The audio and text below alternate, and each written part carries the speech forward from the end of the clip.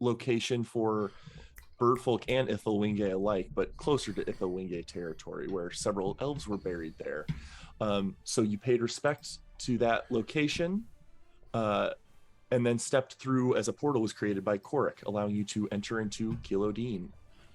You spoke with Sawet, Korik, and Harold Kayatra there after having successfully escorted Kinsalo home after quite a long time with him at your side. The Herald had promised reward, and she was eager to entertain you guys' expectations of what a reward should be. And outside of willingness to share some information and continue to be an ally, even if tenuously, promised you sort of an ancient gift of wind sails that had been made available to walking Villian in the past, a sort of sign of respect and gift of the air. So those are currently being made for you all. What that entails is yet to be seen. Then you took care of some business with Kira. Then you tinkered and or explored your bird forms, and then you sparred with various of the Oricor, many bird folk in that space, with Kinsalo and Jiri sort of leading the charge and assisted by some others of you. And then finally bid farewell to Kinsalo for now.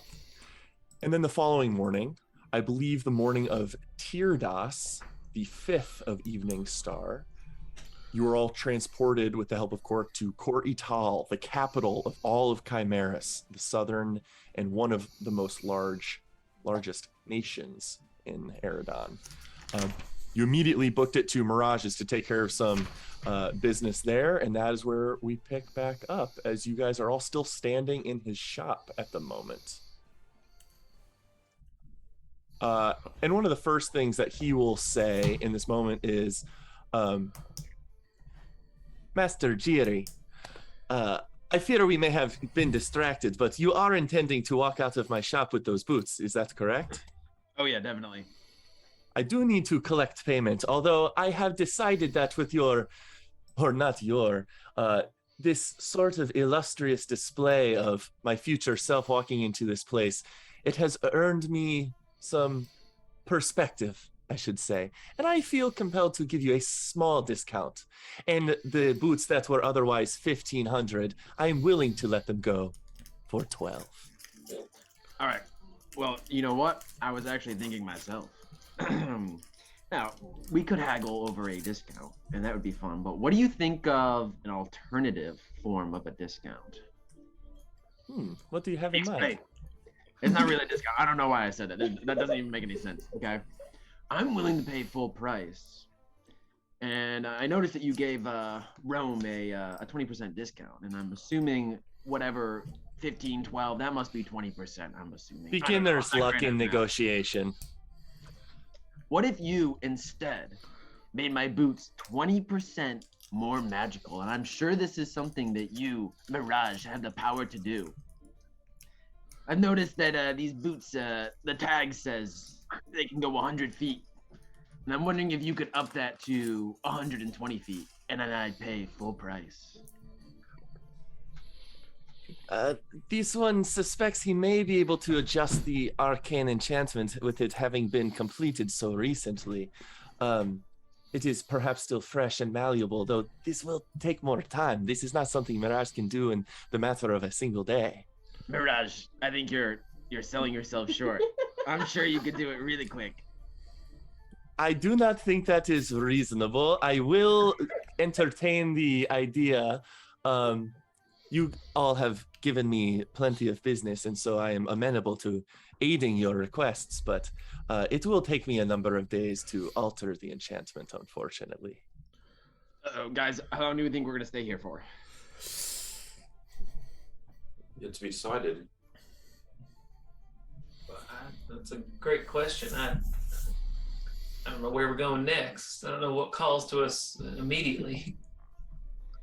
All right, Mirage, we don't know. So why don't I pay you with the 20% discount, and then if we've got time to stay, I'll come give you that 20% back and the boots back to make them even better.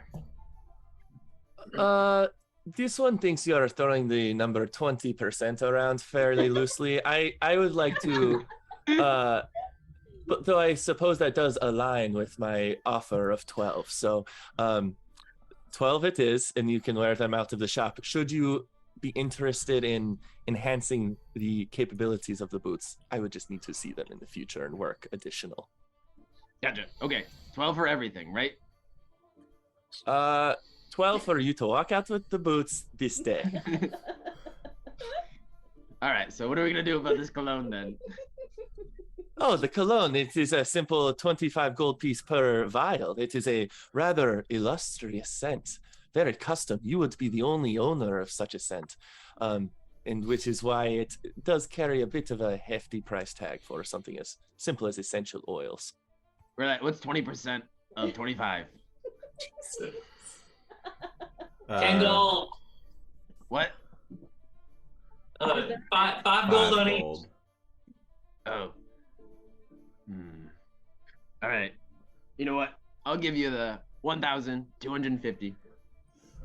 I think that's the correct math. Yes. I'll be That back. would seem appropriate. Very well, Jerry. Thank Man. you.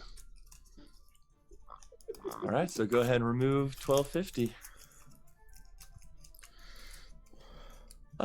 Anyone else? Is there anything else you all wish for? I know I have not had time to stock up my shelves in the meager 2 weeks or so that you have been here, but perhaps there are cabinets, shelves that you have not yet seen or paid much attention to. I could make sure you do not leave here without a thorough exploration.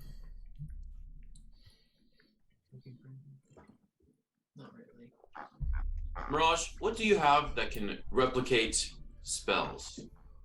I am not an arcane wielder, so I have these very fancy boots that allow me to cast a certain special spell that's been very influential on my combat. And I'm curious if you have other things that could cast a spell. This one has a couple of things in mind. Follow me. And then he begins to walk and gestures toward the spell scroll section. Of course, we have spell scrolls, but if you are not innately a caster, those are fairly useless to you, though helpful for utilizing spellcraft without draining yourself of the ability to access your arcane wherewithal during a day.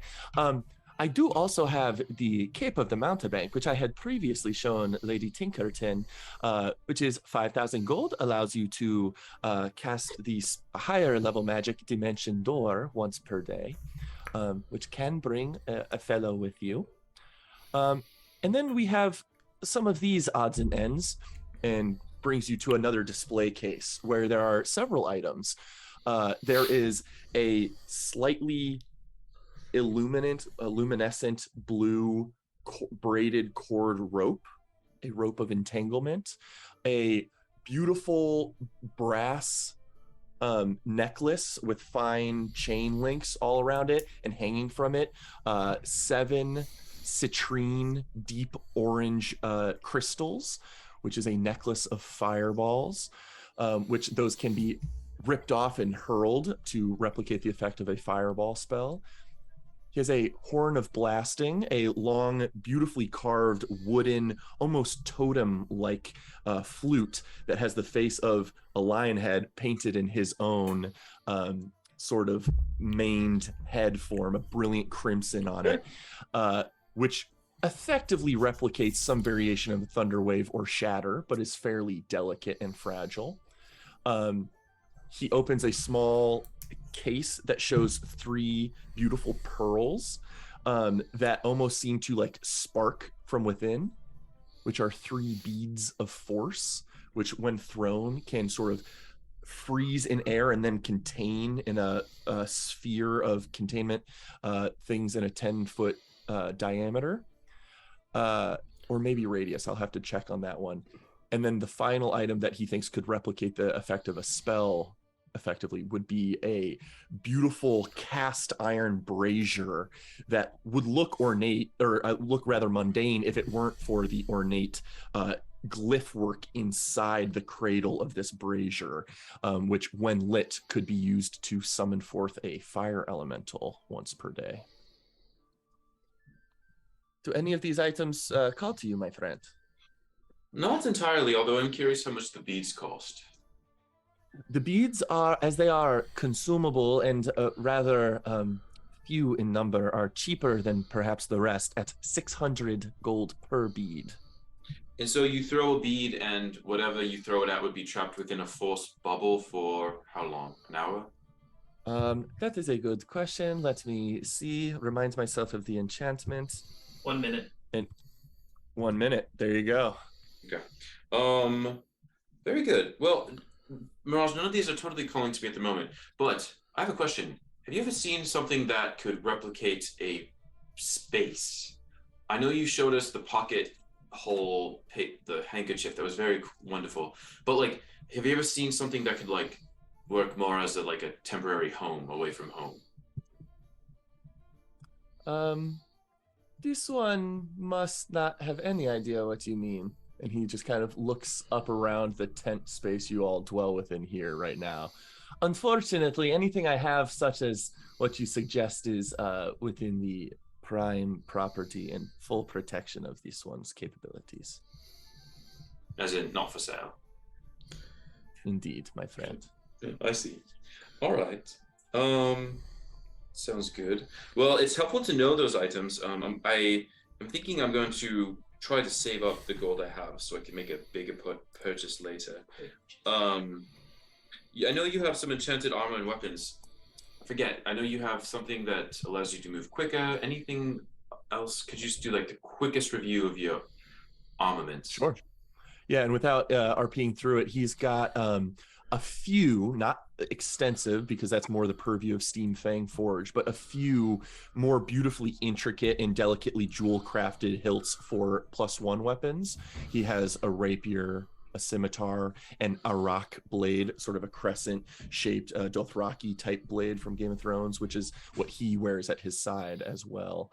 So a few +1 weapons, a bow and dagger of warning, which cannot let you be surprised and let you react quicker to your surroundings. Glamored studded leather, which can be, it's not only a +1 leather armor, but also can take the form of any visual appearance you wish for the armor itself. It can't change skin tones, facial features, etc.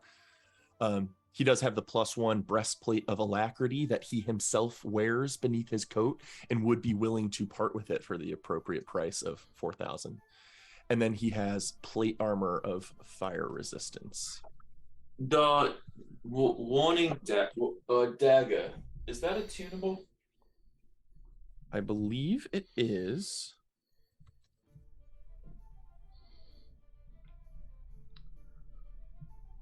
Yes, it does require attunement. All right, and its chief virtue is you cannot be surprised. You would have advantage on initiative rolls, similar to the Sentinel Shield. In addition, you and any companions within 30 feet cannot be surprised, except when incapacitated by something other than typical sleep. So the weapon immediately magically wakes you and alerts you of danger coming in nearby. How much is that dagger? For the dagger, this one thinks the bow is slightly more expensive. The dagger itself would be 1,000 gold. All right, I'm going to think about it, probably, and not make any purchases. This one apologizes. He was thinking of the bow's price. The dagger itself is 800. All right. Just here for questions, really. That answers all of mine. Thank you. Mirage, a quick question on those beads. Any sort of a discount if I take all of them or two of them? Fascinating. Before you answer that question, I've got some stuff for you that I think you might. Well, I've got one thing I know you'll be interested in, and two things that a bit more exotic that I'm not sure if they'll tickle your fancy. One, I've got this beautiful topaz for you. I have a 50 gold worth of topaz jewel gem. And then I've got two weirder things that we got from deeper in the Amarin. We slew a couple of banshees, actually, when we were fighting for our lives, trying to save some friends. Actually, oh shit, I'm blanking on her name. The one who escorted us away from Force Hollow. Sora. Sora. when we were out rescuing Sora on our way down here the first time, slew a couple of banshees, and I got the remains of some of those banshees. I personally don't know what they do. I have a vial of ectoplasm and a pinch of spirit dust, both from the banshee that we killed in there. Very well. He will take out a small eyepiece and zoom it in and look as you kind of hold this weird immaterial sludge-like ectoplasm in your hand, as well as a small, I believe, vial or whatever you'd filled the spirit dust, which is almost looks like it's continually evaporating into nothingness, but the amount never runs out. And he looks back in surprise and says that those seem to be rather potent exotic materials that could be useful to him in spellcraft or enchanting, rather. So he would be a buyer of those from you, as well as the topaz, certainly. Of course. I'm definitely interested in at least one of those power beads that you got. What price could you give me on either one or two of those beads? Give me a persuasion check, just a general negotiation. Even if it's poor, it's not going to be detrimental, just to see how compelling you're being in presenting these. But regardless, they definitely have value. Okay, so you're more... Wait, I need to do it because I know I can. Sure. Well, showing it with one hand, I am going to reach into my Flash of Genius pouch and like pull out like a pocket mirror and just like try and catch the light to shine it off the Very vials cool. to make them look brighter and more appealing. So that'll be an 11 instead of a 7. That's very creative and cool. With more than a 10, he will definitely adequately value these, not suggest that they're less than what he thinks they might be worth. The vial, the ectoplasm, and the topaz, if you throw that in and pay 1,000 gold, he could be willing to give you 2 of the beads of force. Oh, they're 600 each. Yeah. This one may be less willing to depart with a single one with a discount, but buying 2 is certainly compelling.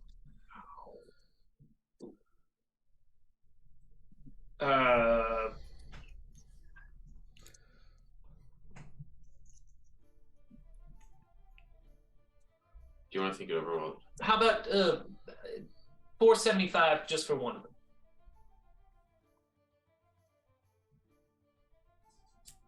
Deal. Perfect. I will take a bead of force. Bead of force. It just looks like a very beautiful pearl, like from the shell of a clam. Yeah, from the shell of a clam. Oyster? I don't remember. But it seems to have like a flicker of energy deep within it. $475. Perfect. Yeah. What did I do? I did 45. Okay, that's How else can I help the rest of you? Rome, are you trying to get anything here? Oh, you guys are muted. I got my pearl of power. Oh, sure. And Toby, how about you? No, I'm pretty light on coin after my 2 purchases today. Very well. Well, this one does not mean to gouge you. You have spent plenty here. Jerry, it looks like you're eager to say something. Well, I'm gonna pull Mirage aside and just whisper to him and be like, "Hey, do you have anything that might make my friend Rome's here? She likes to transform into crazy monsters. Anything that you can make her more vicious and ferocious when she's a crazy plant monster?" Specifically, I'm asking if he's got the insignia of the claw. The insignia of the claw. What is that? As I am not even... Insignia of claws? Yeah, maybe that's what it is. Insignia of claws. I am not even familiar with that, so I'm going to look at that real quick. While you're looking that up, I have a question for Tim. Yeah. Is this where the other Sentinel shield was, Tim? Didn't you say there was two? Because Jerry at one point said, "Oh, I heard of a Sentinel shield elsewhere for X amount." Oh wait, wasn't it he? Or maybe it was the bird place. One was offered definitely an Athenian. The other one may have been here, but for some reason I thought it was maybe at Jeans. I don't have the ensorcelment page pulled up right now, but I can look into that. But Mirage may have one laying around. Might have it in my notes. Let me look. I'm gonna give him a roll to see if he has an insignia of the claw. Is high good for you or is low good for you? Oh boy, let's go high. Dang. Oh wait, no, that was roulette that rolled. Don't dang my roll. What? Yes. Pretty damn good. This one thinks that is such a specific request that no one certainly has purchased that item, I don't believe. And he goes in the back and pulls out a shelf of things that haven't been bought that he's considered how to deal with them, maybe to sell them to the Oricaba or other organizations that could make use of it and get him out of the loss he would be suffering for it. Just holding it around, not doing much with it. But he will present in front of you. I don't have a good idea or thing in mind of what this necessarily looks like. Alex, do you have a preference for what, when Mirage comes up to you and displays this item, what it would look like?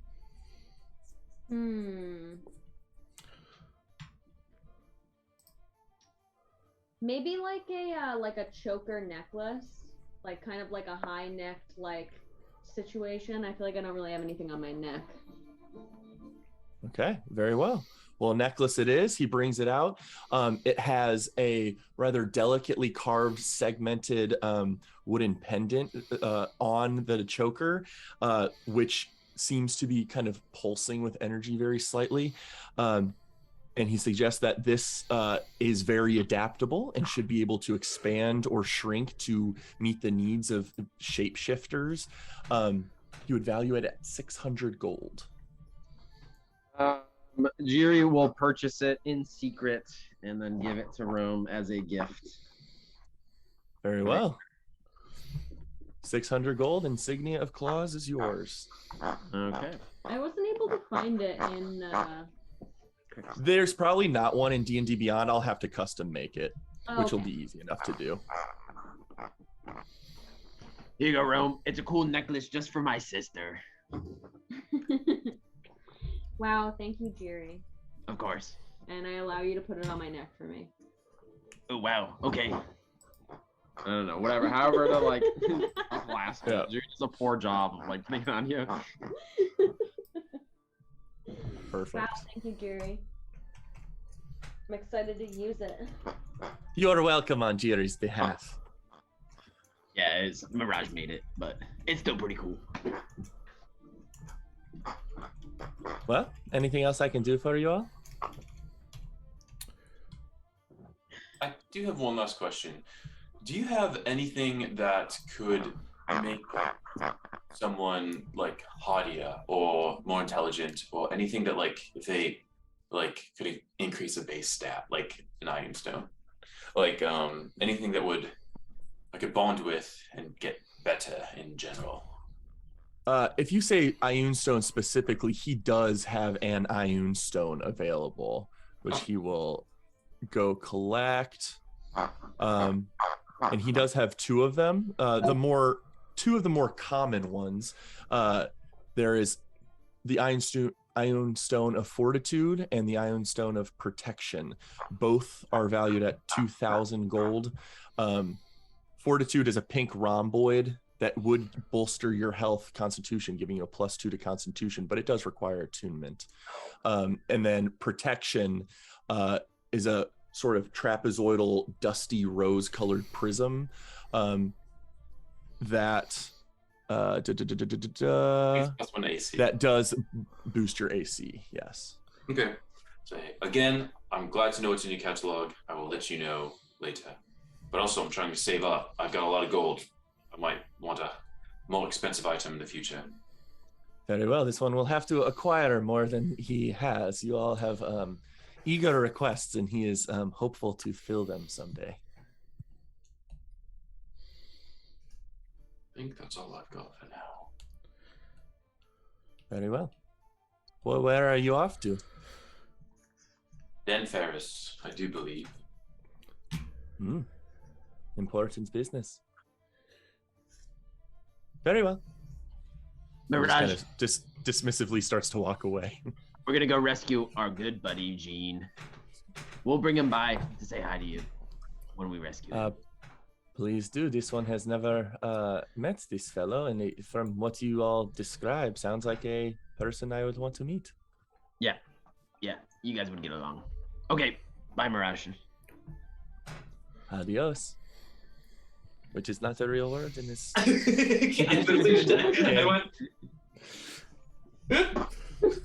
But perfect. With that, you are all welcome to exit Mirages into the city at large.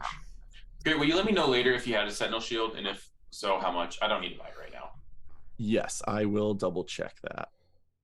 Because I don't think it was him, but it might have been. I don't know who else. It's not in my list for him. No That's stress. probably Gene then.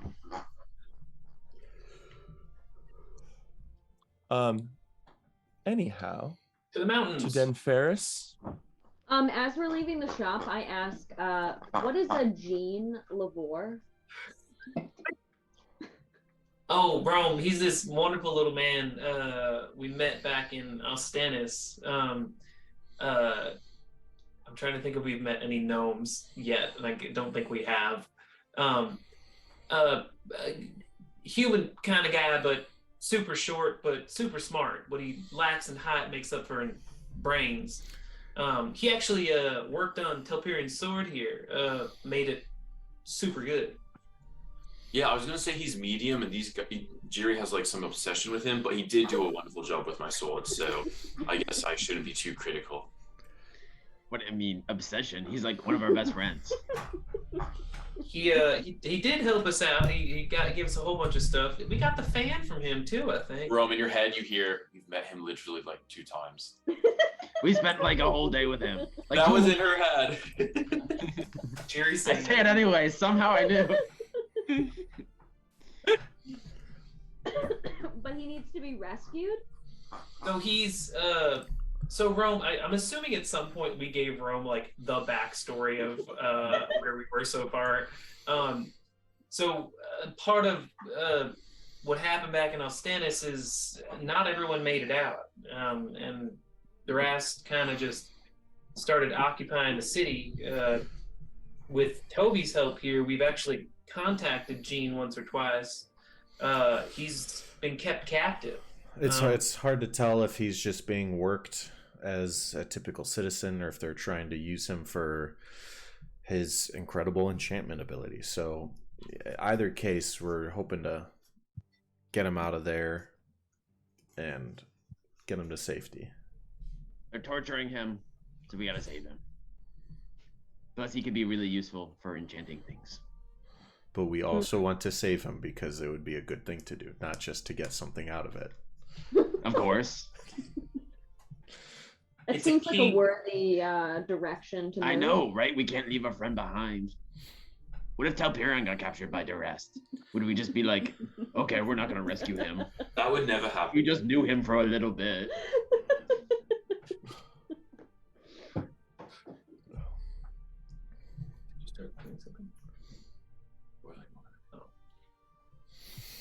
Well, I you guys are welcome to keep talking on your way to Den Ferris.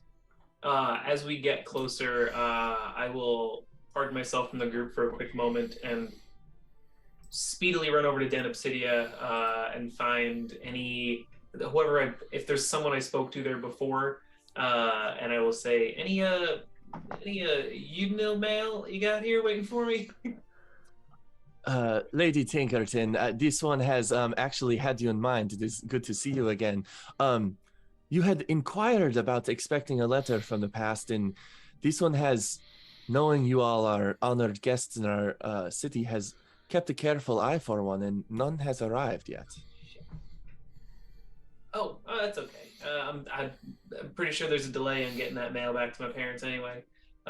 Thank you anyway. That may be the case. Sorry, couldn't give better news. No worries. Be pleased. I actually want to go with you and bring. I just want to. Can we just bring the whole group and I'll be like, everyone, let's follow. I have a question at Den Obsidia. And is there like a forge person here, or like, oh fuck, they have Steam Fang Forge here.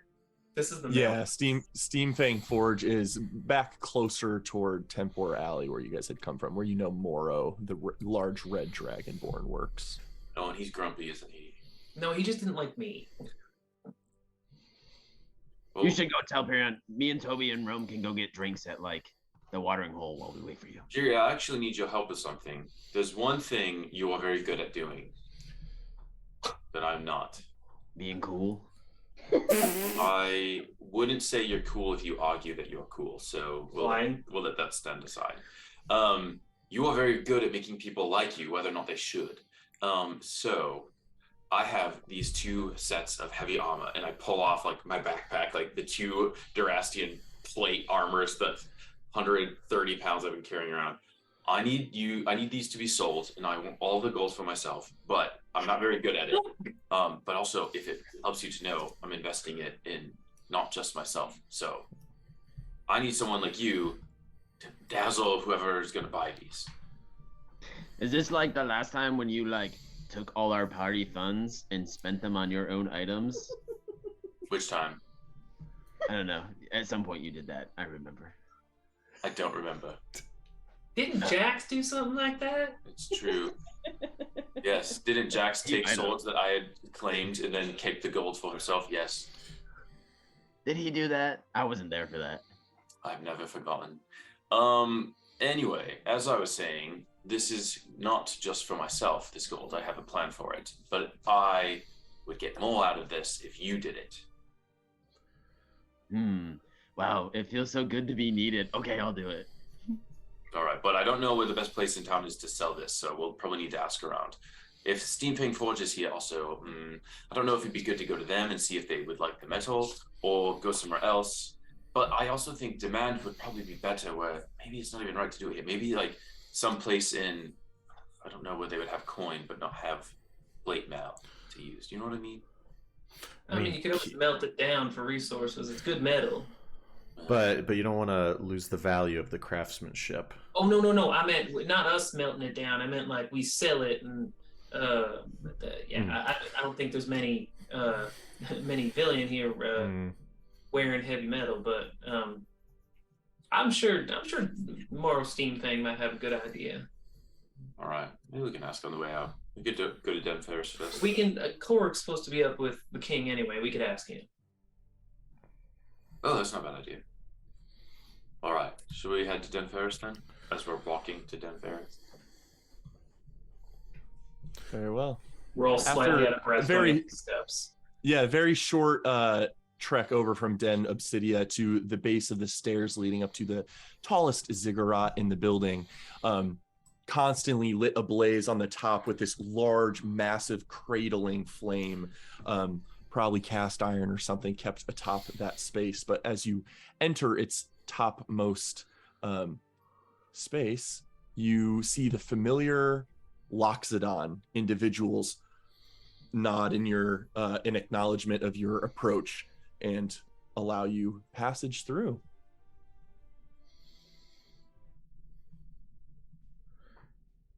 And as you enter Den Ferris, the throne hall, once more, familiar to you all by now, though with Rome for the first time, a very austere stone construction building, and a beautiful deep maroon carpet leading all the way up to an individual who is speaking with Korik, a Leonin man, a lion humanoid hybrid individual with brilliant golden hair that falls past his waist in the back, clad in beautiful dark black and gold satin royal gear.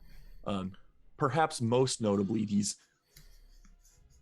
transfixingly beautiful amber orbs, a sort of Akuma bead necklace that adorns his chest, that seem to waver with a deep red crimson flame deep within them each. Yeah. Mhm. Quick question. Having just come from Mirage's shop and looked at an item that was literally 7 beads on a necklace, does the thing around his neck look like a necklace of fireballs? It very specifically is reminiscent of that, but much larger and much more grand. Okay. Gotcha.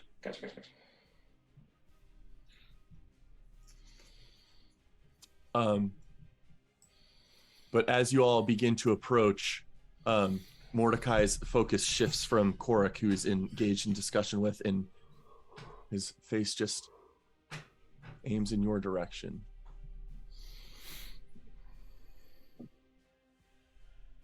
And you continue to approach. Yes.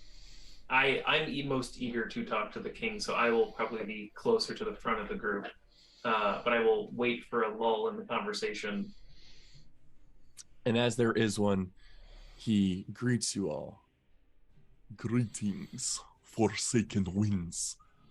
It is good to know that you are safe, uninjured, and with news of Kinsalo's return to his homeland. This one personally appreciates the service you have provided, once again. What brings you here to our city once more? I think, Your Highness, we're mostly doing a bit of recap and recon with leaders now that Durast has made even more moves. I'm not sure if you've heard word. Durast attempted to invade the Amaran. Actually at House Loonsong in the Moonset Grove, where Telperion and his family are from. Us, along with the help of his father's army, we repelled them back. We got pretty clear indication that they were trying to get not just into the Amaran, but down here into Chimeras. I don't know if they were getting all the way over here to Corrital on the East Coast, but they're expanding and trying to incur even further down.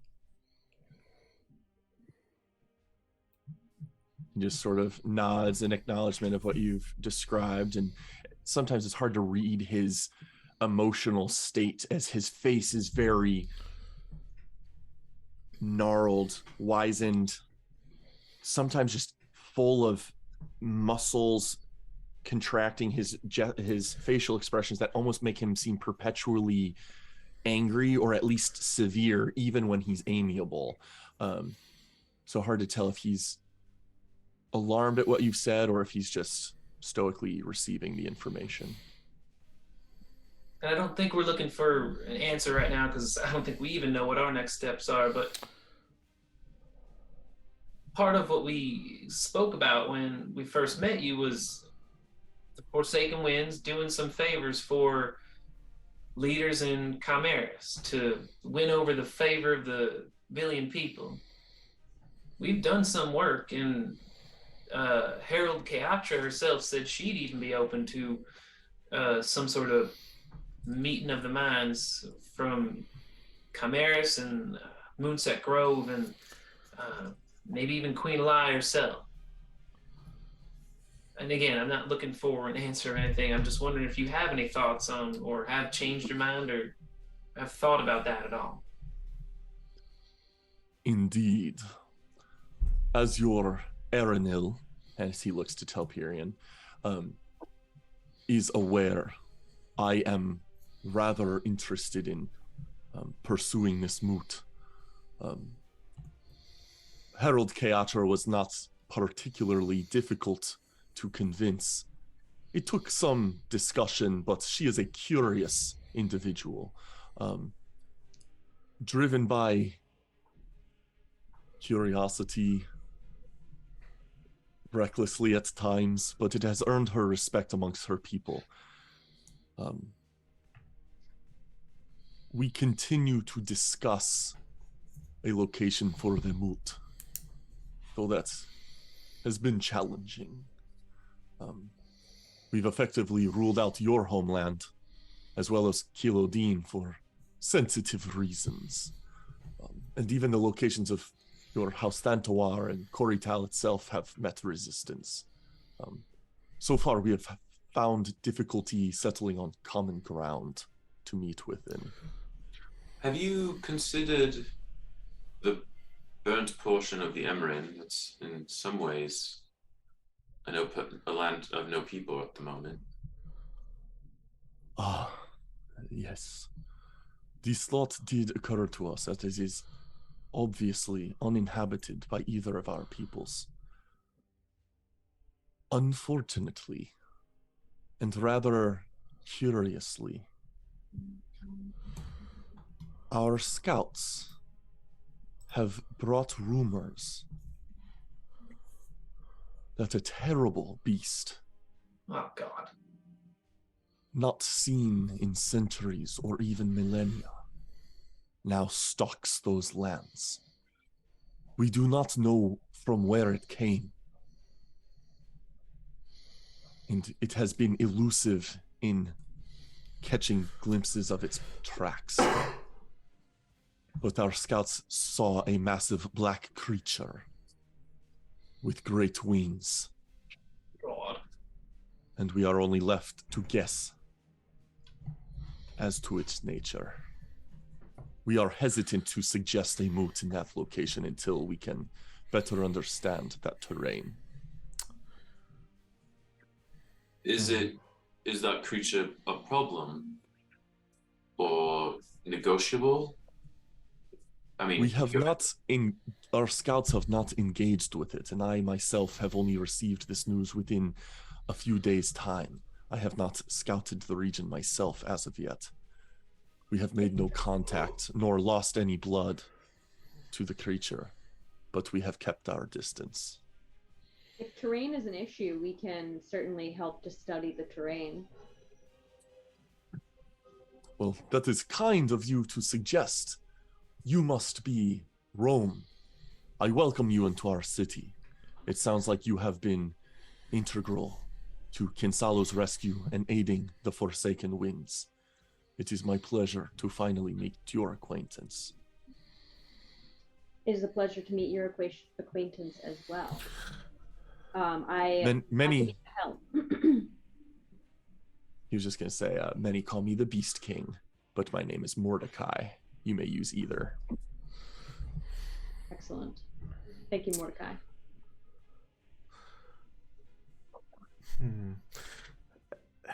I do appreciate your words, but yes, Toby Rama. I wonder if Durest has even considered to give this location any acknowledgement. The center of the Arbor Lock, there is an island there, yes? Indeed, though I know not of usable land, there is, amongst the roots of the great tree that resides there, I do not know that any structures or useful land can be made available to us unless we set up tents along its shores. But a consideration. One, since you all are on the topic, I will offer one additional location that has come to mind, at least. I have been hesitant to suggest it. I do not wish to propose something that seems to selfishly suit my own needs or grants us some boon or advantage in the meeting, nor pretend I have adequate knowledge of the place's circumstances. I cannot suggest it is free of danger. But there is a trio of islands to the west of the Emerin Forest, about 2 days' travel into the Jelen Ocean. The smallest of these islands could be an optimal location for not only a neutral meeting place, neither within the Emerin Forest nor within Chimeras, but could perhaps even be used in the future as a sort of staging ground for Norazel's Mari Corps, their forces, their ship-faring vessels.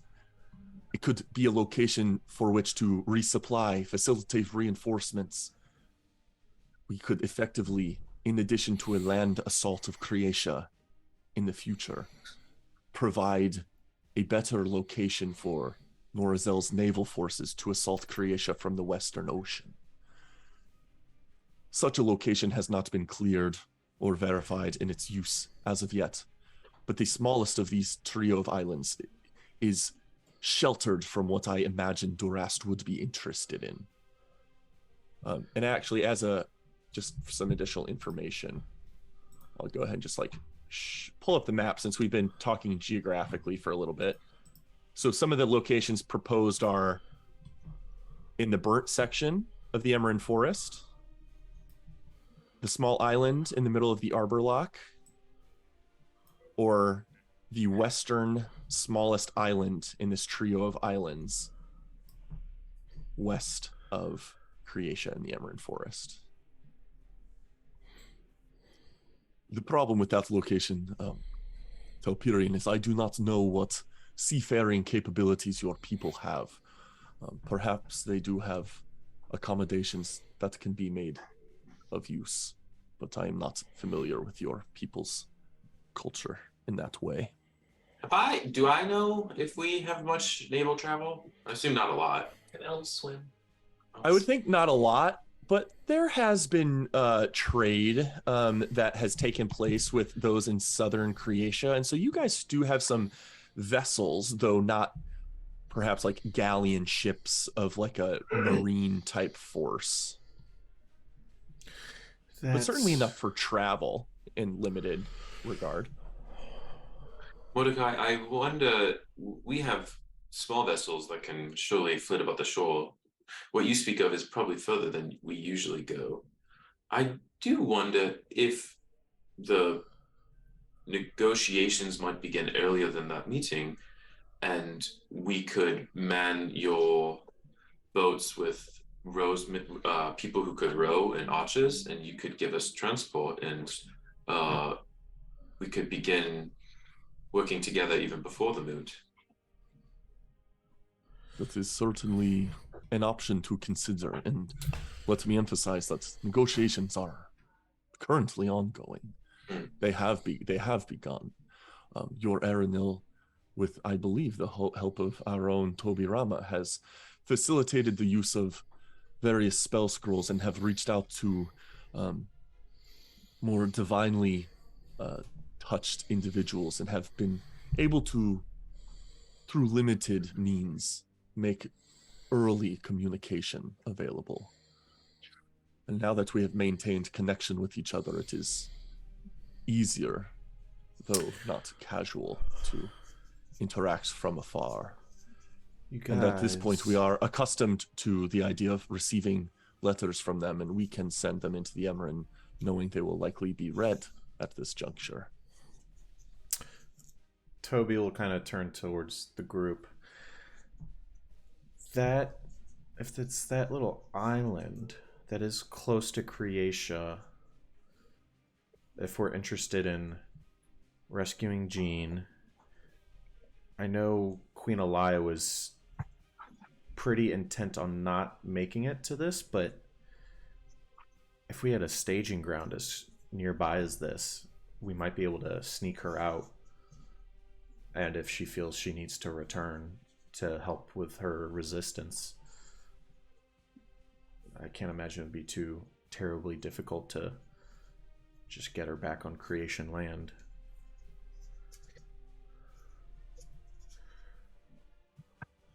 A curious thought. Any aid we could present the Queen of Croatia would be obviously beneficial. Though it is my understanding she has been the most difficult to maintain contact with. I also have heard, I believe from even your own mouths, of interest in the past of journeying south. It is my understanding you have not ingratiated yourself at this time to Sultan Severin of the Jazuran coast in Nor Azel to the south. Perhaps that is not needed, but if your heartstrings pull you in that direction, I will not be one to stop you. I merely offer suggestion for another variable to juggle. I mean, I do think, at least from our conversations, we've got one of probably two directions. One, we head far west, and we head far west, and we meet with the Queen Elia, and kind of recap with her kind of her current situation, and then maybe any potential plans of getting into Ostanis. Talk about this potential moot and maybe convince her to see what else she needs to help keep Creatia going and stand in its ground. Other option, we go south to Norzel, and there's a couple things down there, if I remember correctly. Jiri and Rome, we can explore some more information about your family on both sides. And was there something else down there? I feel like there was. I don't know. Talking about figuring out stuff from your family and everything. And while we're down there, it's a coastal city, and your Highness, correct me if I'm wrong, but I'm assuming Norazel's got boats and ships, and maybe one we could charter a passage on to go check out that island, potentially scope it out and see if it might be a good fit.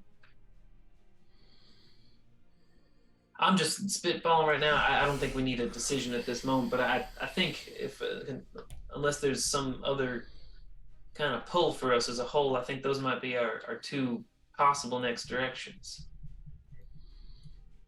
Well, I will speak on behalf of Chimeras to say that though you have found yourselves roped into the affairs of many nations at this point, you are, of course, welcome to freely follow your own courses. Though you have been unquestionably effective in your journeys, and we would eagerly put your skills to work on matters that would assist us if you are willing, but we will take that as you are available. There is one group we have neglected to discuss so far, which is Belladonia. I know the government is complicated, but has there been any calculation as to how they might be responding to Durast expanding, and if they would ally with this potential group forming? Well, perhaps a small bit of insight on the state of world affairs is in order. Thank you. And I'll pull out a Mordecai voice to give some basics. Belladonia, the by far largest nation, most wealthy nation, of still by far and large the dominant race on Eridon is human. But within Auroris, there is specifically a higher congregation of elvish blood, high elves, wood elves, half elves, drow, than usual in cities, although still a heavy human population as well. The Senate of Belladonia has not been eager to respond to letter, and from what Mordecai's air scouts have told him, which often utilize the use of druids to sort of become just avian scouts, birds that are unassuming, they have noticed preparations going on in the very large military available to Auroris, as much as expanding the primary military further west, setting up depots and supply camps closer to the border than is typical. That has not indicated any sort of allegiance at this time. They just are very clearly, regardless of the world affairs, going to protect themselves or join the fray if it clearly leans in a direction. Creatia is the other bit of information here. Ostanis and Septellus are fully occupied by Durast. Mersenia is fully occupied by Durast. No. the Cardigan Post, the Tri-Post towers on both sides of Creatia, and, well, rather, there's a fort tower that leads to the Tri-Post, which is kind of a melding of three nations, occupied on the Creation side by Durast. Olandris, Senec, and Force Hollow, as far as they know, are fully occupied by Durast. Of most note, Atheros, which is the largest military settlement in Creatia, other than the Glassguard barracks and center of military that used to be in Austenis, but was otherwise infiltrated from below, has held. It is currently under siege and has been under siege since the conflict, essentially. It's been about 2 months or so that it has, but it has absolutely the food stores, water stores, supplies, reinforcements within that city's area and surrounding towns, that it has not fallen yet, and thinks it could, based on their scouts' information, could last months potentially. But Durast, with constant, infinite, virtually supply of forces from Durast into Septellus through Austenis and supply through various of their other things, they will outlast Atheros. Atheros has not fallen. It is holding strong, could survive the siege for months, but is eventually going to fall. Shoal City is the other notable city in Creatia that is more of a sort of scholarly, sort of, to bastardize it a little bit, somewhat Greek-like, very ocean-built, sort of stucco type building structures, very into the arts and learning and scholarship city. They do not have any version of a military, and Durast has comfortably settled into locations near enough it that they do not consider it a threat at this time, and haven't ventured to destroy its libraries, etc., etc. Pretty thorough. Those are the sort of state of world affairs as he describes them. Any mention of Valara, or is that just typically kind of expected not to be mentioned? There is no government in Valara. It is sort of wastelands, a name given to a location that is pure wilderness. Some rumors of terrible beasts stalk those lands that stay to themselves and otherwise have the lay of the land for their own stalking and foraging. Certainly settlements and tribes of people may live up in that region. Perhaps most famously, Gith. The Githyanki and Githzerai are a race that do not occupy any of Eredon and are famously used to exist throughout different various populaces, but all retreated to the far, bitter, cold shores of northern Valara and are never seen from. People even sort of have a distaste in their mouth when they speak of Githzerai from eras past of deeds that you're not sure what that connotation is all about. Those people exist up there, but there's no government that would seek to lend aid to anyone to suit its needs. The only reason Belladonna hasn't sort of conquered and colonized that region is just because of how dangerous it is and how non-valuable it is. The frozen tundra lands of that space are not good for growing crops. There's no shores to plant rice fields. Perhaps there can be stone recovered and ore from the mountains up there, but why not just get it from the Skycap mountain range? Very unimportant landscape to most of the nation.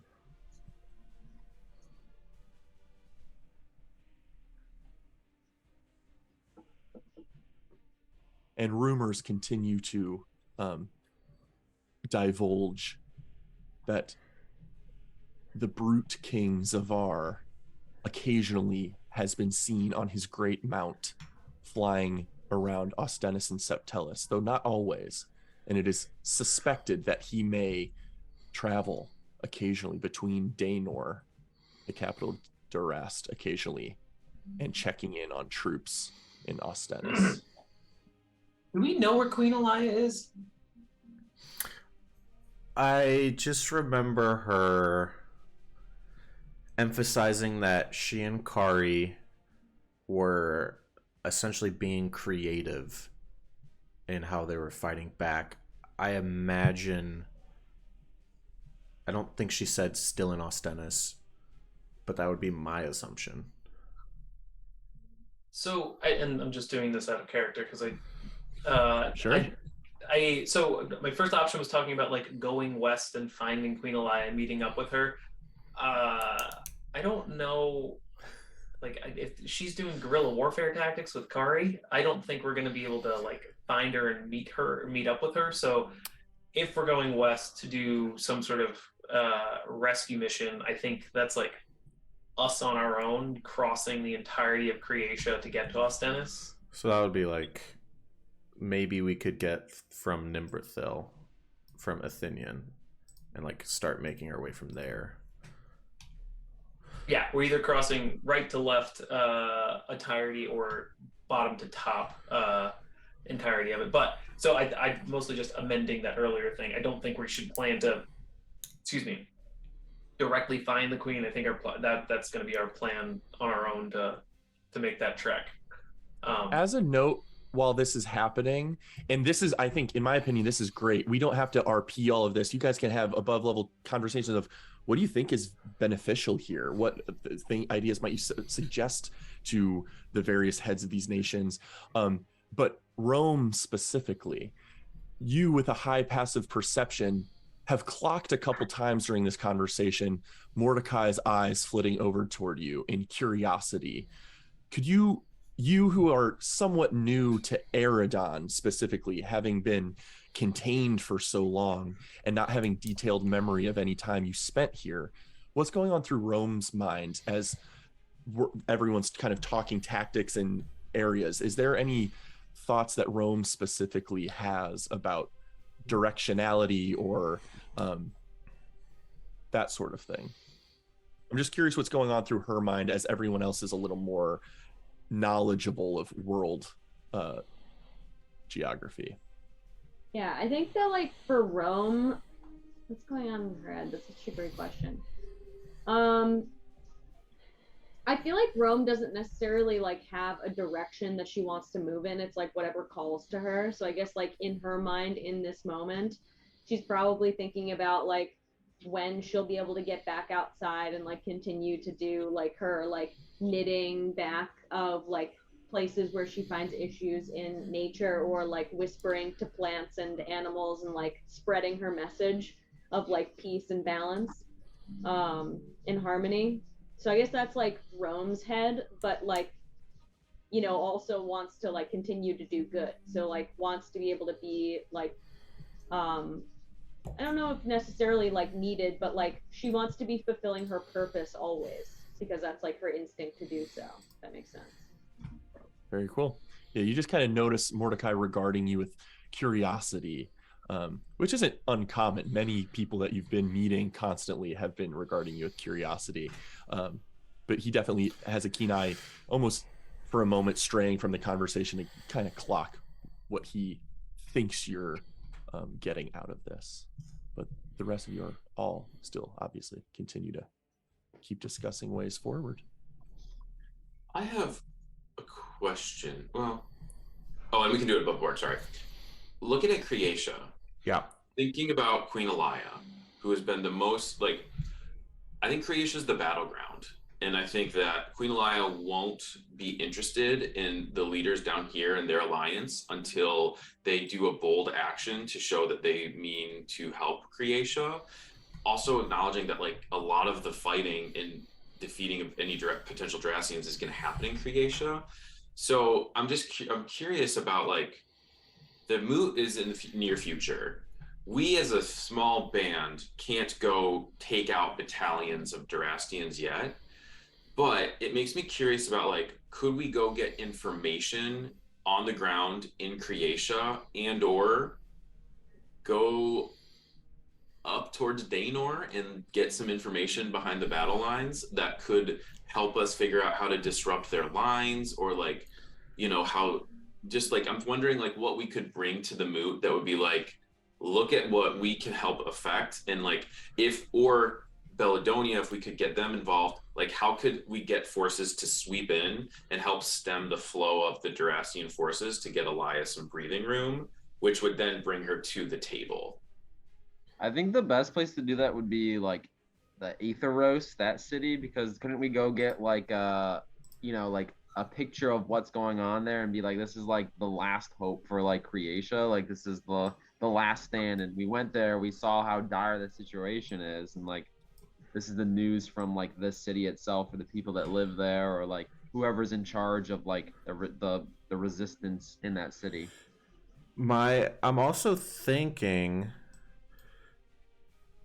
they're not going to have all of their forces around there. They've got to have supply lines. I wonder if maybe we could try and coordinate something where we convince the elves and the Chimerans to do some sort of assault on it while we have gone back and done some sabotage of, like supply line, messing up those, just making it so if we were to like do an assault on there, they wouldn't just quickly get filled in with new stuff to do, with new troops to continue. I must admit, you all have earned not only my curiosity, but a measure of my trust as well in your actions and deeds on behalf of not only your own people, but Avilion as well. This was going to be something discussed at the moot, happening in the near future, but I feel you have earned the knowledge. If you are interested, I'd like to discuss with you the resources of Chimeras you have available to you. Cool. When you all entered the halls of Den Ferris, I promised you that aiding my seneschals with their various tasks would gain you not only our respect of your actions, but boons from our people. My seneschal of land, Dinah, though discerning in strategy and cunning in tactics, is a rather simple-hearted woman. In winning the gauntlet at Goldmaw Gorge, you earned her respect and willingness to fight alongside you all, including with the support of the Terra Corps. Then by aiding Korik, the Seneschal of Sky, you aided Kilodin, returning young Kinsalo to his home, venturing into a plane not even your own in doing so. Therefore, you have won the trust and respect of Lady Kyatra, and in time, High Commander Rillis and his Aura Corps. And in indulging my request, you traveled to the mountaintops, met with the Metamorphi home village of Inawe, and spoke with Aulathir, who continues to emphasize that they will be of use.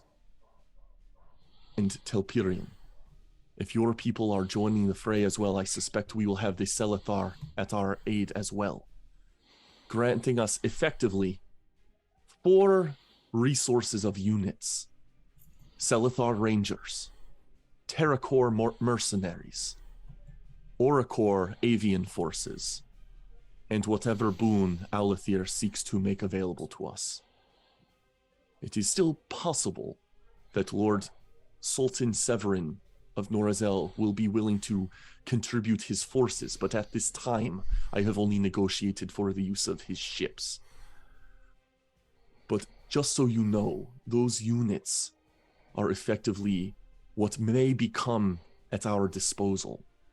So keep them in mind as you consider what actions you as a small strike force can have in setting up coordinated assaults. We can perhaps assign those various units to different areas for effective use.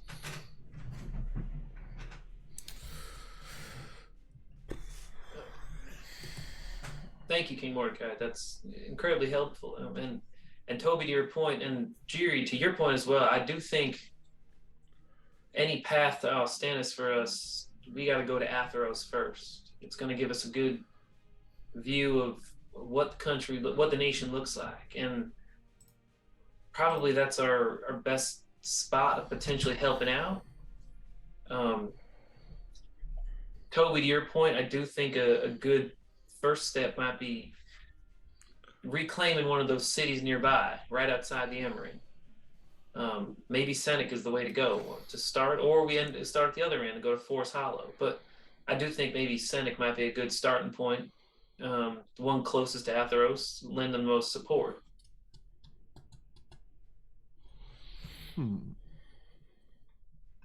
I do not wish to get ahead of myself before the other heads of nations have a chance to discuss.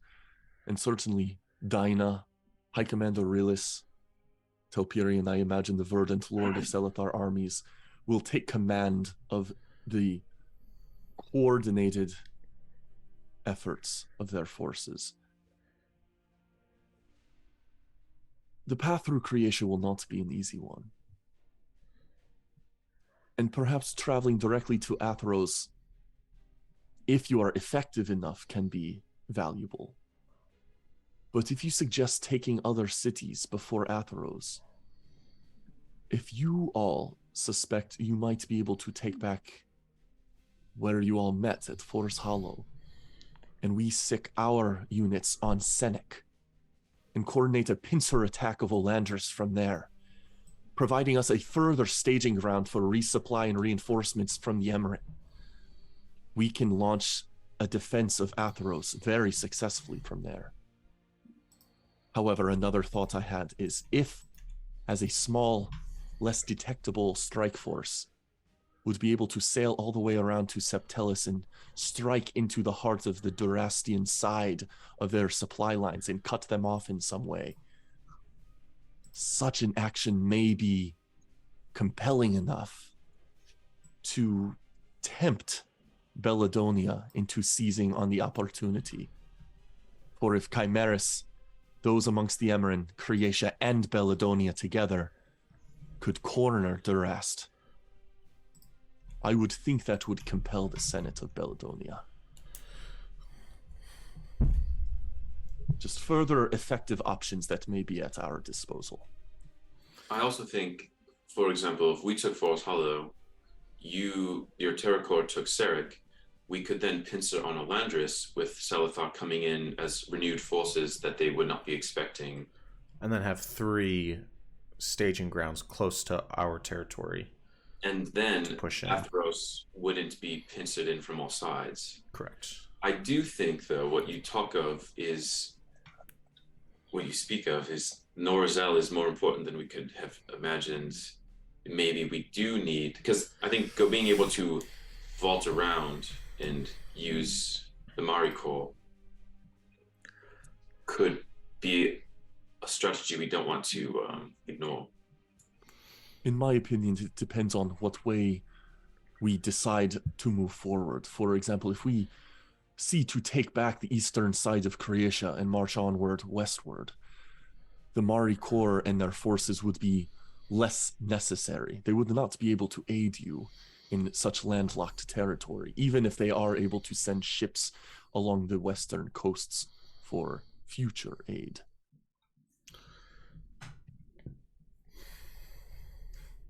Okay, so but that opens us. A moot location continues to be, in addition to your personal plans forward, deciding a location can help us solidify our understanding of what assault to make into Croatia.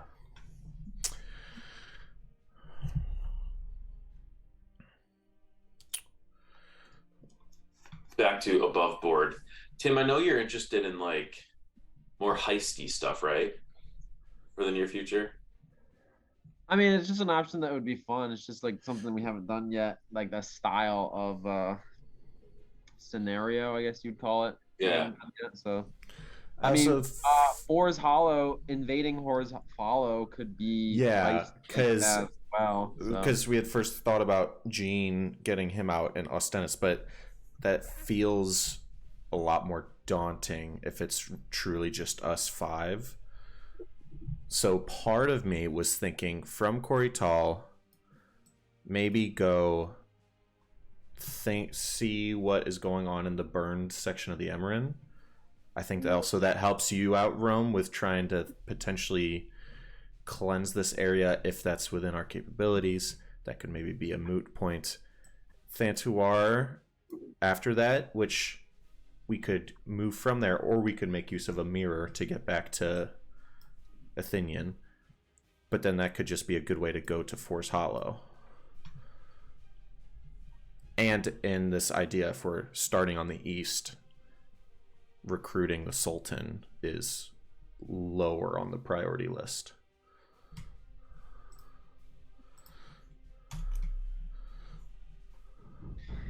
And then from Forest Hollow, we could skip across and do one of these things. Or we could go like yoink. I was also even thinking we could stop by there, go further like into Daenor before trying to come back and mess behind enemy lines. Well, one thing I wonder if we could get a boat. If we go here, we could then sail along the top of the Arbor Lock and save some time, Right. and then end up in Forest Hollow that way. But I don't know if we can take Forest Hollow alone. I don't know if we need to call in a favor to help us with Forest Hollow. Shouldn't we get the people from Forest Hollow to help us retake Forest Hollow? Yeah. They're already doing something. It was just Rhea and Jokel. Or maybe there's more along them, but it was like she said, they're okay. Jokel had an idea and we're kind of in a pickle right now. They were in the middle of doing something. So I think- do think whatever route we take, I do think Forest Hollow is probably a good next schemy place to head.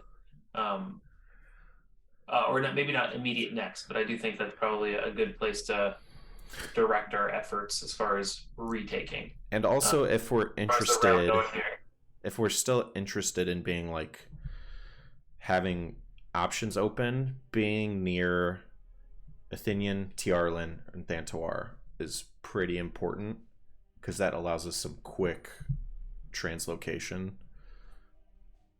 If we decide, oh no, we need to be on the west coast, then it's like however many days of travel, boom, we're over there figuring something else out.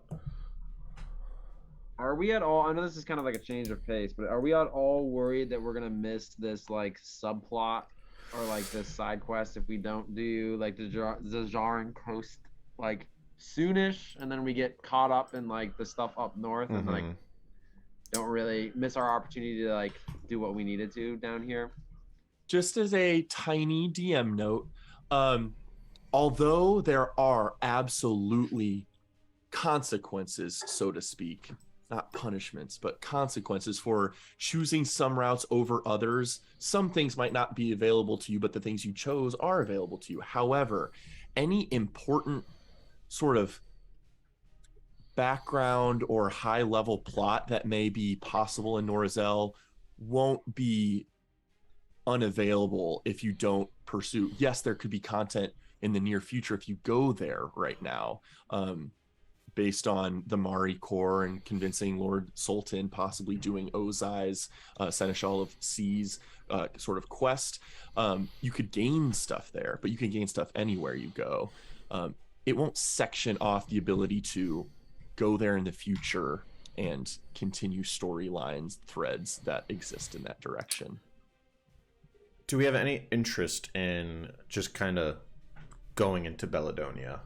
Like, from Corital, we've got not that far to go. I think that's just kind of too open-ended of what that means, that I don't know that we're feeling that right now. Yeah, I think that's the weakest of the three options. Where was it Kieran's hint that another Mythaline was in the southeast? Was that Chiron had suggested that when the Levin army, the storm giants that once dwelled within the Skycap Mountains and participated in the Sundering, after that war, they left their home inexplicably and journeyed with Drakkar, the Sky Terror, the title of the Sky Terror, at their side, dragging thunderclouds along with him, was the way Chiron had phrased it. Because I don't want to ignore the possibility of going and looking into that too. I don't want to ignore Tim's eyebrows. DM, question for you. DM, when you say moot in the near future, is that 1 week, 5 weeks, 10 weeks? They haven't defined it yet. There has been reference to this in past sessions that they're eager to make it happen as soon as they can. They just got to pick somewhere to even determine a time. But as soon as within a week, if that's available to them, if it takes 2 weeks to find a spot, then it'll happen then. It's as soon as they can determine a location. We go check on this nasty monster in the burned down ring. I think that would be a cool spot. Negotiate it or kill with it, and then they can. And Rome gets to interact with that space. And I really want to see Rome in the burnt section. Clear out that, and then they can meet there.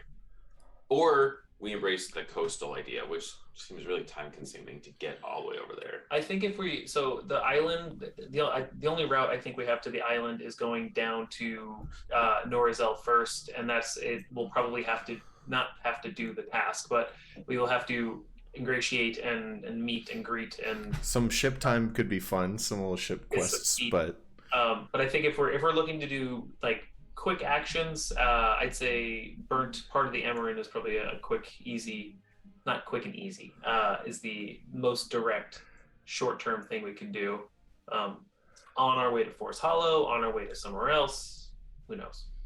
But I think that's, as far as options go, I think that's a clear, distinct one we can add to the list that we can chat about later.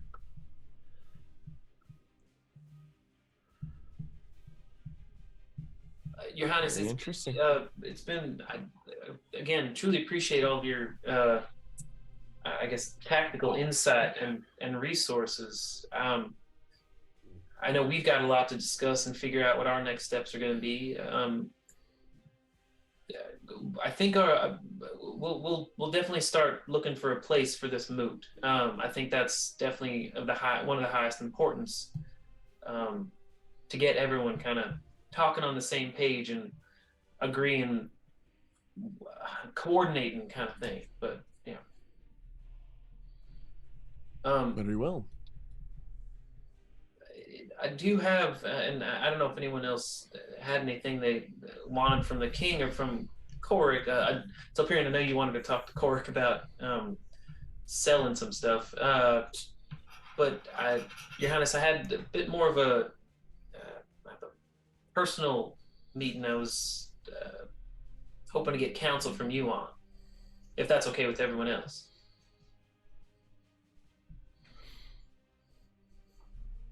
Certainly.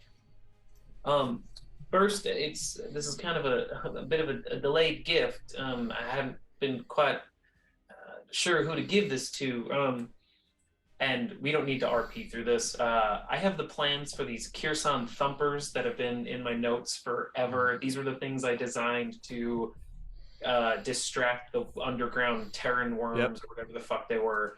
The bullets. The bullets, yeah. The things that bullets. I was trying to sell to the Oricaba, but then I was like, nah, just kidding. I want to just gift those to the king, let him know, do with them what he wants, meant for the protection of the people of Kirsan and outside of Kirsan. Very well. This one appreciates your altruistic generosity. He will find someone who can make sense better of the mechanisms than I have a mind for. Much appreciated. Yeah, I just as long as you tell them name is the Kirsan Thumpers. It's a Tinkerton brand app. I have kind of a question for you, and this my mom's Alathir themselves recommended I talk to you about this.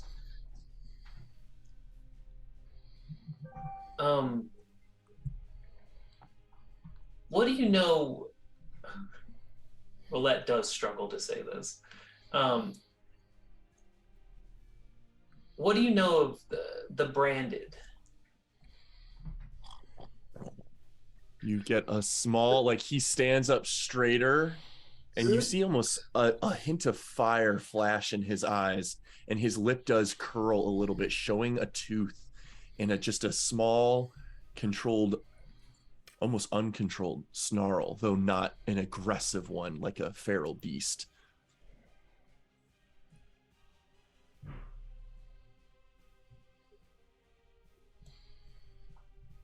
Why do you ask of such things, Roulette Tinkerton?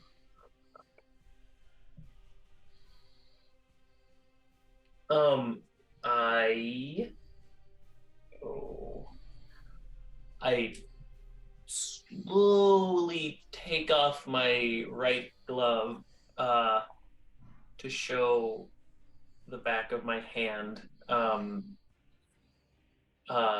And as I do, I will start taking like my deep breaths that I do usually in prep for a lightning thing to like just show the upper part of my chest glowing. As you do this, he's just pursing his lips, his nostrils flare, and as he inhales, the several orbs on him seem to just swell in brightness, almost reacting to his emotional state. Guards! Oh, fuck. The doors. Oh, fuck. The two Loxodon gentlemen at the back close the beautifully intricate carved stone doors. Soldiers, leave us for a time. And looks up at all the soldiers, various Villian individuals along the railings of this space. There are Dragonborn, Centaurs, Yuan-Ti, Aarakocra, Bullywugs, various individuals that all have spears or some sort of weaponry. They all make themselves scarce, filing into back rooms through the corridors. Forgive my ill-restrained temper. It appears through curious means that I cannot comprehend that you are one of them, the branded.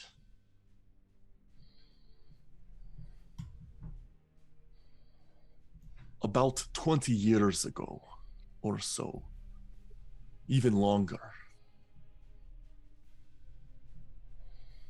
there was a series of disappearances of our kind. Scouts, tribe-dwelling individuals in the north of the Emerald. We were losing Villian to an unknown cause. Through some clever investigation, it was determined that the source seemed to come from Auroras, a shadowy cabal of individuals that we have so far been unable to name, was kidnapping and stealing, incapacitating and making their way off with Villian individuals, and undergoing severe experimentation upon them.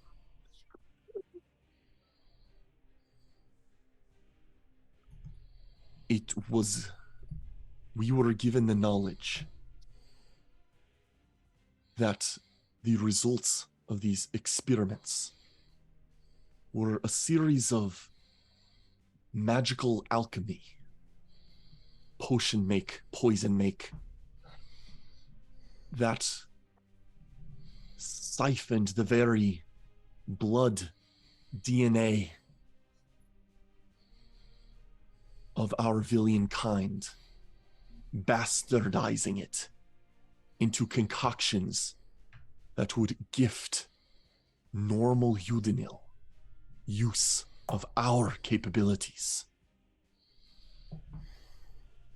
This continued for years until it is rumored a rare altruistic senator put his own life on the line to destroy and sunder the program. It has yet been unproven, but months after that day, some 20-ish years ago,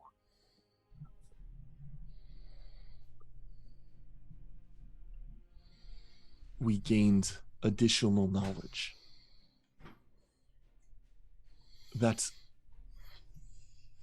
the one individuals experimented on began to display strange biological markings upon their bodies, referencing their branded bloodstreams.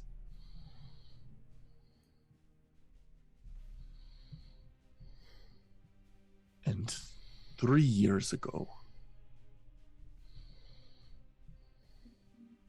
it was determined and found that the program seemed to have resurfaced due to only rumors and whispers. But another senator was involved. You must understand, the selfish Senate of the Belladonian aristocracy contains some 24 individuals upon it. And in the years I have known it, only 2 senators have shown any goodwill in the laws that benefit their populaces. And 3 years ago, another senator whistle blew, giving us information of what was going on. We threatened the prophet herself, the figurehead ruler of the Senate of Belladonia. And thereafter, we heard no more rumors that the program had resurfaced. And yet, months after that correspondence happened, the Emerald Forest was burned. We have no proof, but my personal belief is that this was not unconnected, but rather retribution at the hands of the frustrated senators that had lost commercial value and a stranglehold over what would unanimously become a biological weapon at their disposal, helping them gain power. It is my belief that it was none other than the Senate of Belladonia that burned the Emerald 3 years ago. Such is the story as I know it of the branded, and why I react so volatilely to its mention. And were it not for your good deeds toward our kind, I may have otherwise been rather rash in aggression and judgment toward you specifically, Rowlett, as those afflicted by the brand benefit from the horrors amounted upon our people.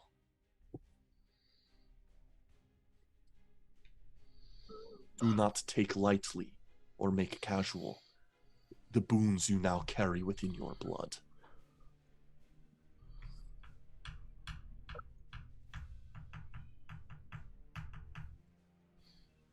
Don't know that Roulette is even gonna say anything.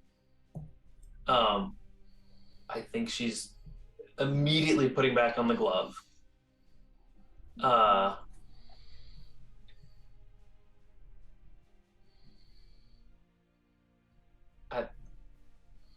I don't want to say sorry because I don't want to assume responsibility for something that I still do not know anything about. But you said these branded were made as weapons? I believe Durast is not alone in its xenophobia toward our Villian kind. Though Belladonia has been more willing to allow Villian into their lands if it benefited them in some reason, I suspect this was a preliminary defense for if it ever came to warfare between Chimeras and Belladonia, that they could better defend themselves against our rather effective biologies.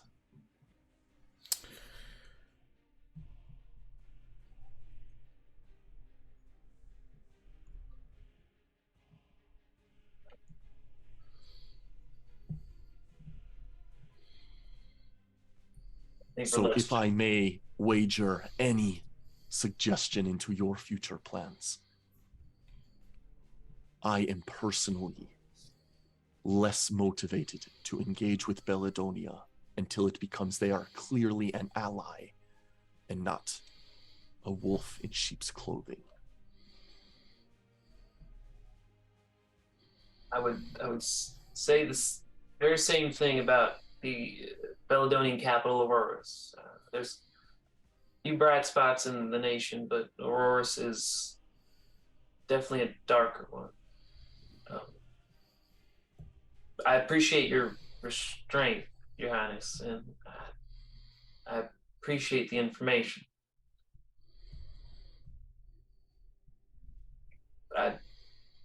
Unless anyone else has anything, I do think we have quite a bit of discussion and planning to get to, and I think we've maybe taken up enough of King's time. Oh, I just have one quick question. It's not as grand as Roulette's question. Mr. Beast King, I'm curious if you could give me some advice at being a good king. How did you get so good at being amazing? Roulette is very thankful for the change of tone. So good at being amazing. He doesn't smile, but his expression softens slightly after such a serious topic. Jiri, I fear it took me far longer than most to rise to a position of deep respect from my constituents. In my case, becoming a good king, what I imagine I have become, was simply living long enough to stumble through numerous mistakes until I got it right. I come from a complicated lineage, one my people will not soon forget, and it took me time to earn that trust. My warning to you would be, do not expect to earn that quickly. Mr. Beast King, did you have a father? Another slight snarl on his face. Of course. Was he a good king too, just like you? No, he was not. Oh. Any mistakes that he made that you could share so that I don't make them? Jesus Christ.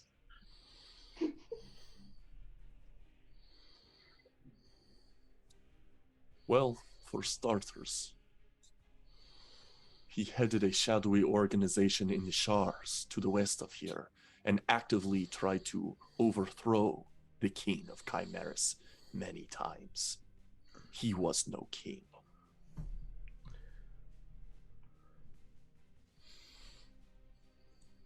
Got it. Thank you, Mr. Beast King. I will learn from my mistakes and take my time being a good king. But I will not overthrow... Wait a minute. But, Beast King, I have to overthrow my brother. He's evil.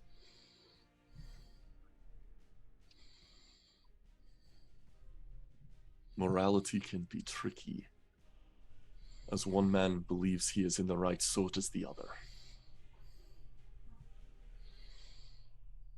Responding to its populace's needs perhaps is the most dutiful way to serve a kingdom. Whatever that means for you. Okay, got it. My people need good and not evil. So, makes sense to me.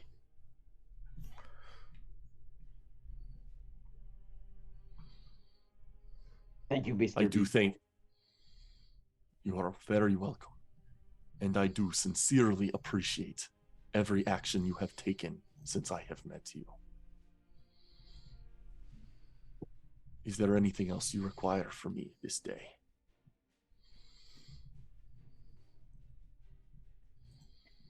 That's it for me. If not, I fear I must ask you to take your leave. Oh, I have grown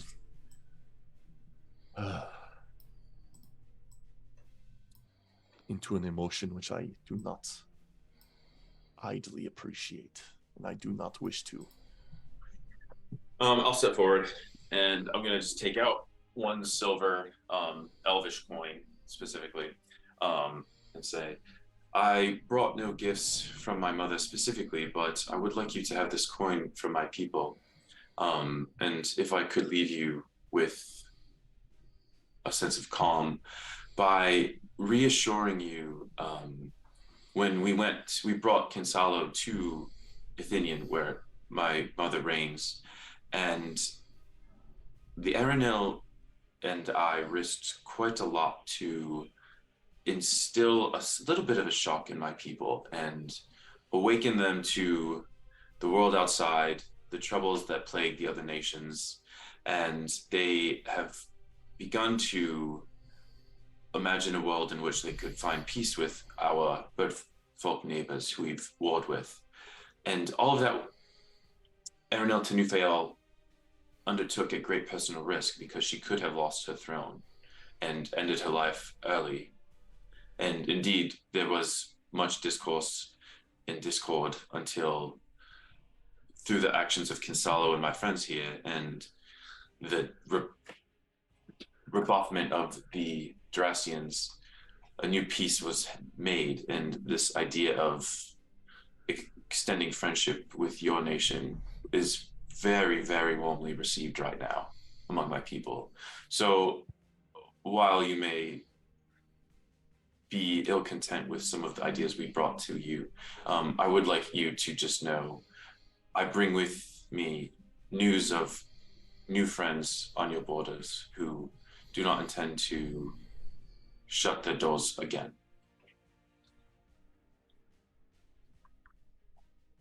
Let us hope the sun shines warmly upon these burgeoning new flowers. And then I'll bow and walk away. And as you guys take your leave, the Loxodon individuals will certainly allow you, they'll open the doors for you, allowing you out into the city once more, and you are welcome to discuss, go where you wish, etc. And we can handle that as much or as little as you guys want tonight. Need arrows. You need arrows? I need Very arrows. nice. Tell Pyrian you want to come with me and pawn off your plate. Boric, I have a question for you. Where could we sell plate mail?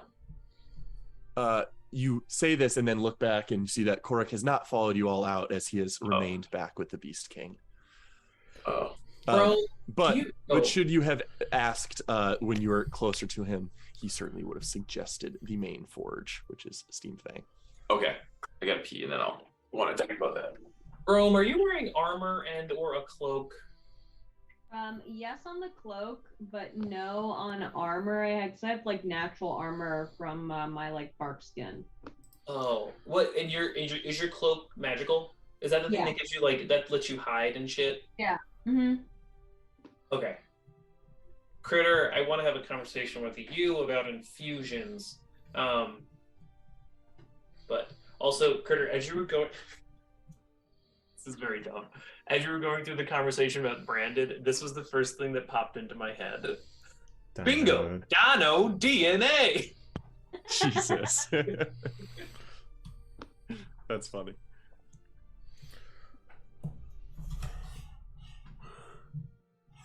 Well, Toby Rama, you and Telperion are welcome to go to the forage and buy some equipment or sell some.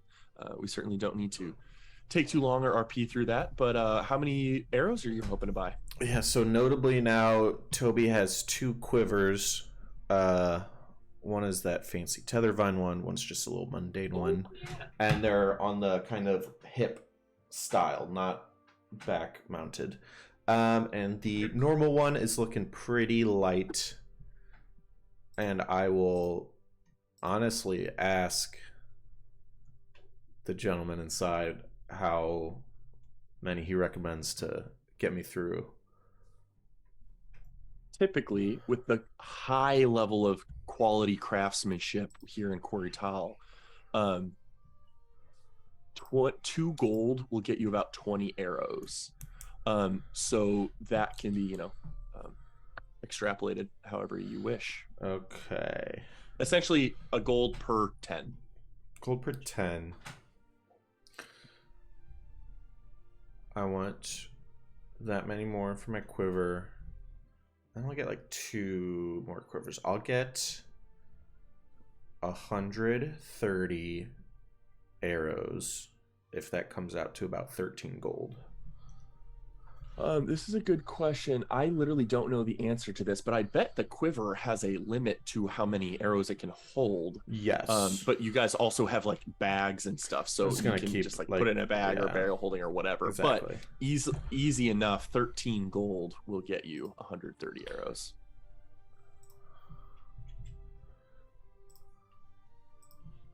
And then Telperion, you trying to sell some plate mail? Yeah, I mentally nudged Jerry. I was like, Jerry, can you help me sell this plate, man? And then I'll pull out the 2 sets of heavy plate. I mean, I'll do my best.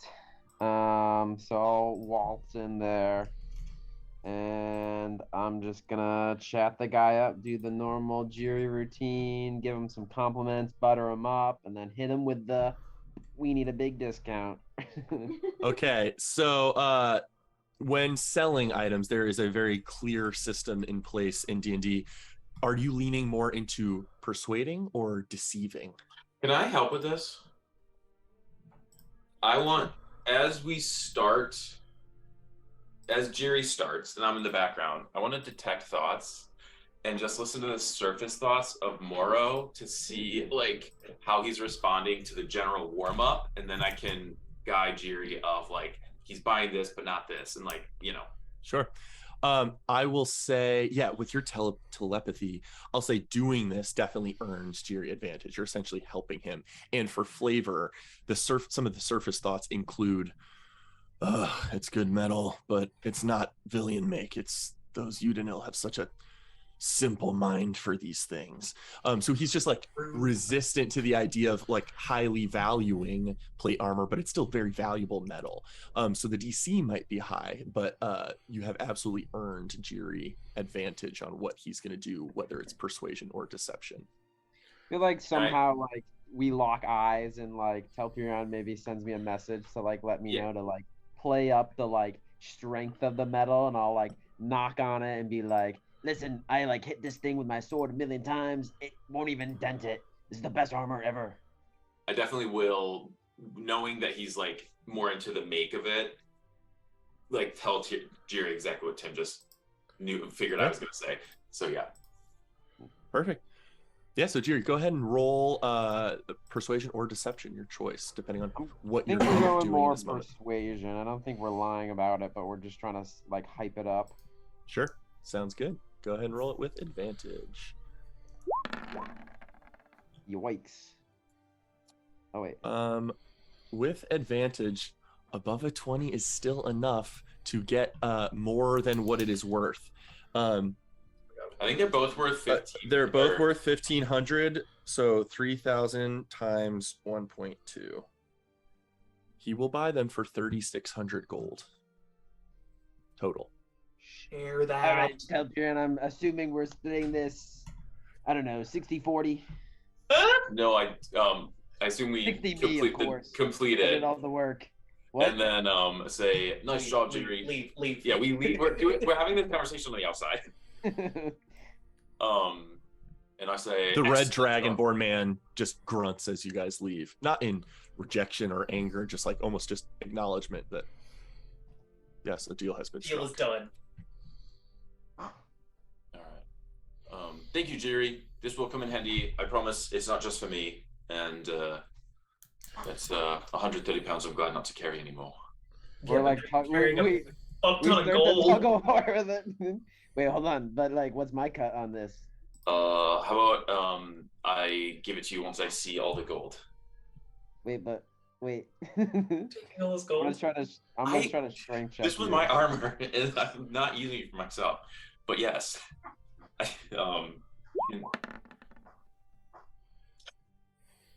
Feet of 5. was this a strength check? Can you Yeah. beat a 5? Nat 20. You're doing the fucking like holding your arm out to keep him away with your mind, which is just all the more cool. I feel like I lift Jiri up and then with my mind pull the little bag of gold Or out like- of his hand. I'm almost imagining you like shaking them out. You know what I mean? Like flip them upside down and like.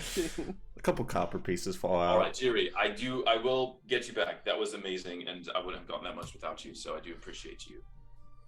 Okay, you can get me back. Get me back by help me rescue Jean. I already told you, I am very game to support you in that. Okay, well we got to do a Check. bunch of stuff first though, but eventually. It was 3,400. 3,600. Oh, Jesus. Yeah. Jiri, whenever you are ready for Jean and whenever you are ready for Danor, and let your shadow know. I've checked off some things on my list lately. I'm very in favor of supporting you all in your lists of to-dos. Well, we should probably rescue Forest Hollow first. I feel like that's the best plan. After we go to the Burnt Forest. It'd be really interesting to go check out that orrery after my sister and her friends activated that other one. Mm.